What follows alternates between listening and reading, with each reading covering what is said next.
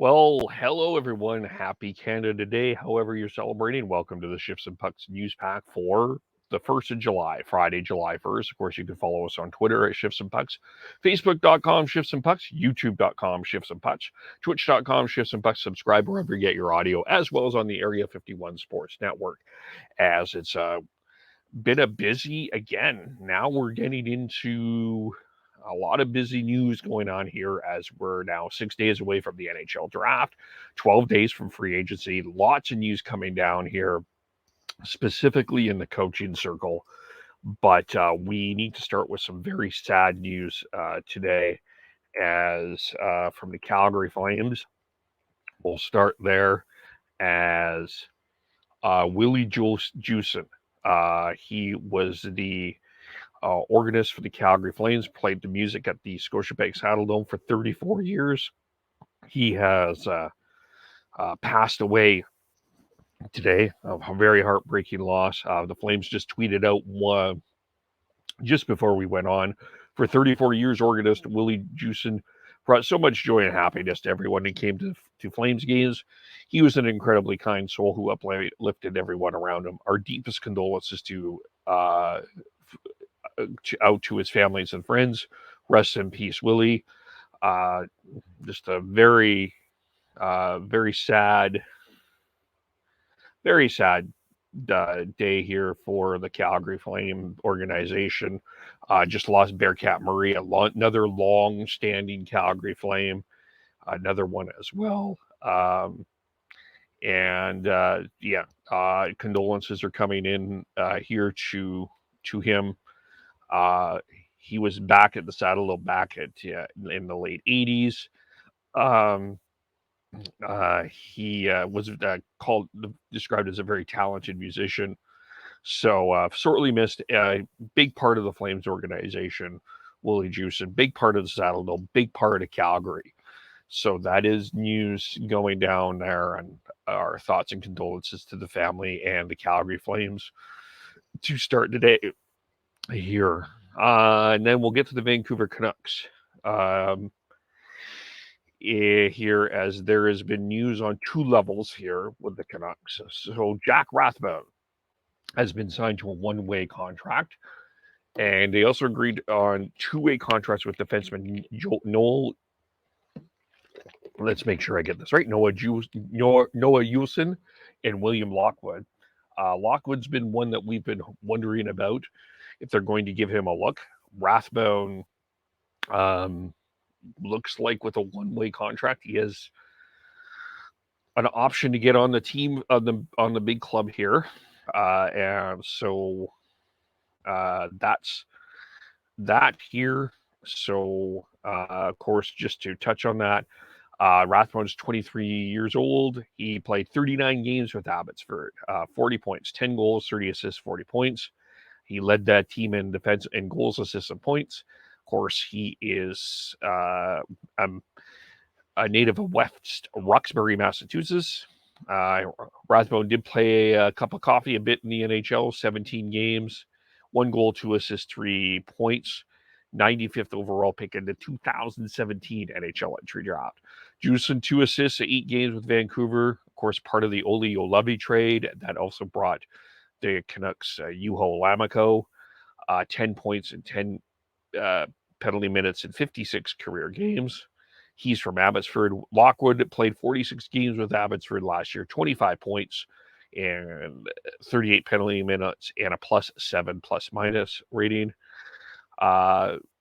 13 games with the Canucks, 13 shots, 9 penalty minutes. So player movement, some player signing in Vancouver, but that's not it. There's also assistant coach news involving the Canucks. First, they have announced that Mike Yeo and Trent Kull are now assistant coaches with Vancouver. Of course, Yeo was head coach with the Philadelphia Flyers last season. John Tortorella took over that. And Kull, of course, was with Abbotsford. So Jeremy Colleton, former Chicago Blackhawks head coach, will be the head coach in Abbotsford. And Alvin said, we're pleased to have solidified our coaching staff for next season with the promotion of Trent Kull and the additions of Mike Yeo and Jeremy Colleton. These individuals bring a lot of kind of hockey knowledge and experience to the group. And we would like to thank Brad Shaw. Brad Shaw is leaving. He is joining the Philadelphia Flyers as a associate coach. He's going to be joining John Tortorella's staff. Shaw was part of John Tortorella's staff when Torts was coaching in Columbus. So there's a connection there. Boudreau says, I'm so excited to help bring this group of coaches together. When I started the conversation with Mike Yeo, it became clear to me that he would be an excellent addition. Working with Patrick to create a well-rounded staff was very important for us as we look to continue to build upon the momentum as we experienced last season. So Mike Yeo, Trent Kull in, Jeremy Colleton in, Brad Shaw off to Philadelphia. So news involving the Vancouver Canucks coaching staff. So they're rounding out their organization here. Lots of management moves, adjustments, and coaching moves, and you bring in Boudreau in. Of course, he wants some semblance of his own people working with Alvin. So we'll see what the roles of Kull and Mike Yeo will be in Vancouver. So, and it's those coaching news there. But that's not the only move. The coaching carousel is swinging around today. First, let's start with the San Jose Sharks. They still have not named a general manager, but they let Bob Boughner and staff know that they will not be back this year. And of course, this is on July 1st. This is of course, most coaching positions have been hired. I think now after today, there's maybe one. Jim Montgomery got Boston. That was announced yesterday. We'll get to the Winnipeg one.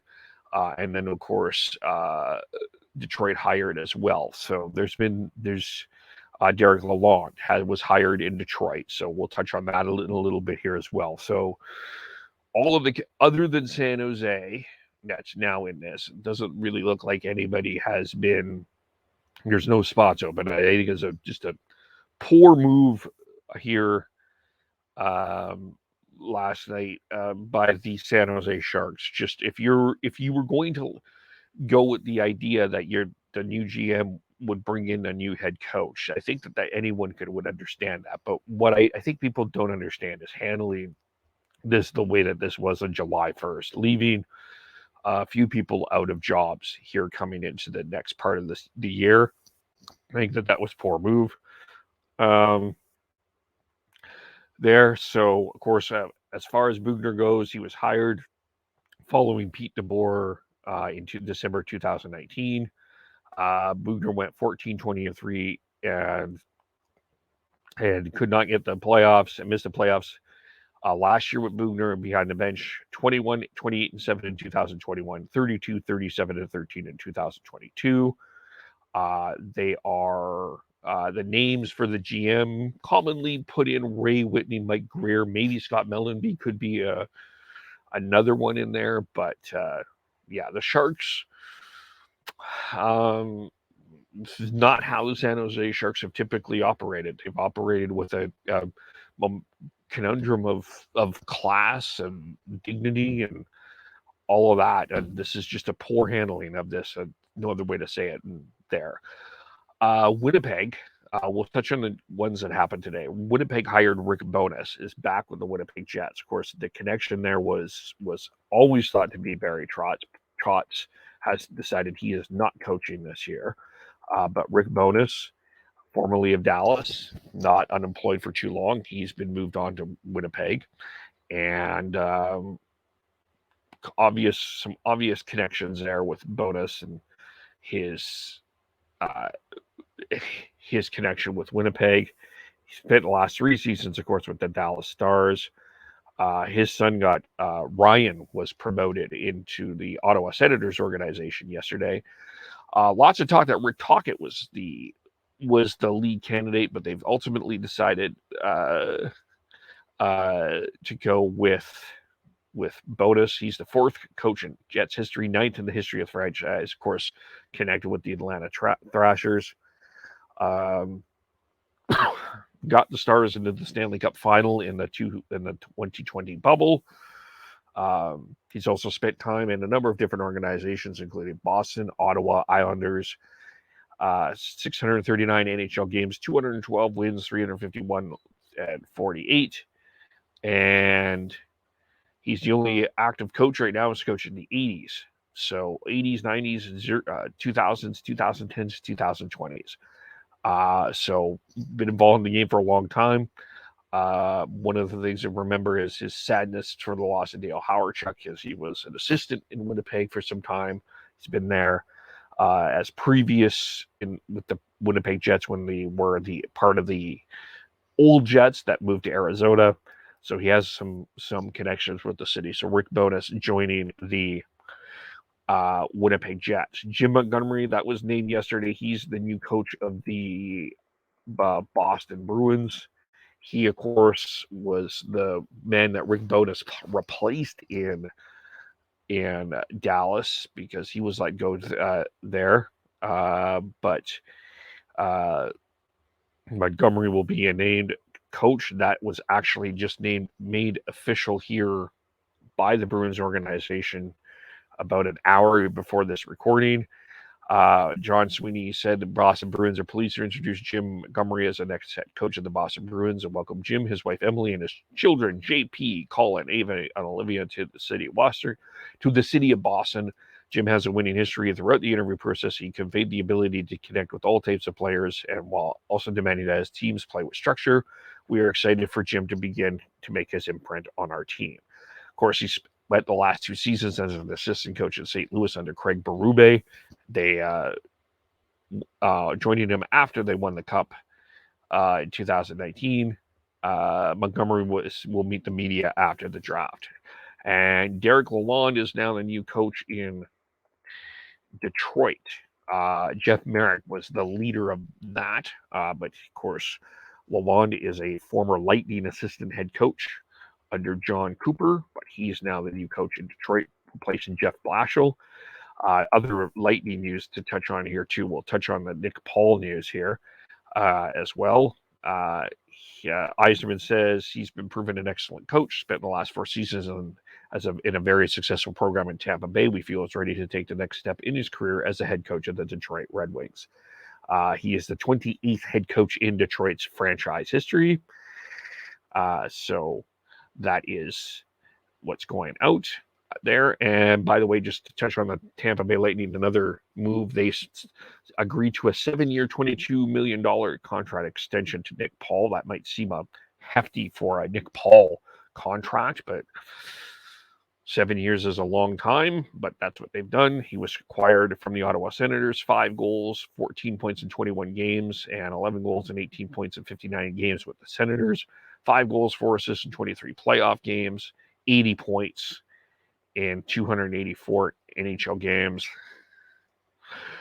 Kind of giving a cringe here. It's 7 years for Nick Paul. Nick Paul is a lot.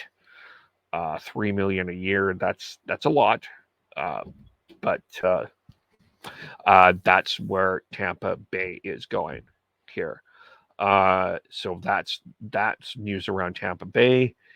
And by the way, Tampa Bay and then Detroit hiring former assistant coach Derek Lalonde, and then Winnipeg hiring Rick Bowness, and St. Louis replacing Jim Montgomery with Craig McTavish. Craig McTavish has been doing studio work with the Edmonton Oilers, but they've added Craig McTavish as an assistant coach to his staff. McTavish, of course, former Oiler head coach, involved heavily in the Oilers organization for years, now part of the St. Louis Blues organization there as well. So now a couple of other things going on here. Speaking of the Oilers, we'll connect the Jesse Puljujarvi talk here. It sounds like, according to Mark Spector, that both the Oilers and the Puljujarvi feel that relationship has ended, and it looks like the speculation is that the Oilers will be trying to trade Puljujarvi here shortly. I know that there are going to be some Oiler fans there are Oiler fans that are not happy with this move, but it sounds like, according to what Spector is saying, Puljujarvi wants out, and the Oilers are ready to accommodate him. Sounds like, there's some in the analytics community that believe that Jesse Puljujarvi is the next Valeri Nichushkin, that he's going to break out. Obviously, I know that a lot of Oilers fans are blaming Oilers media from this, but from what I'm reading from Oilers management and Oilers coaching staff and how they use Puljujarvi, they're not seeing it.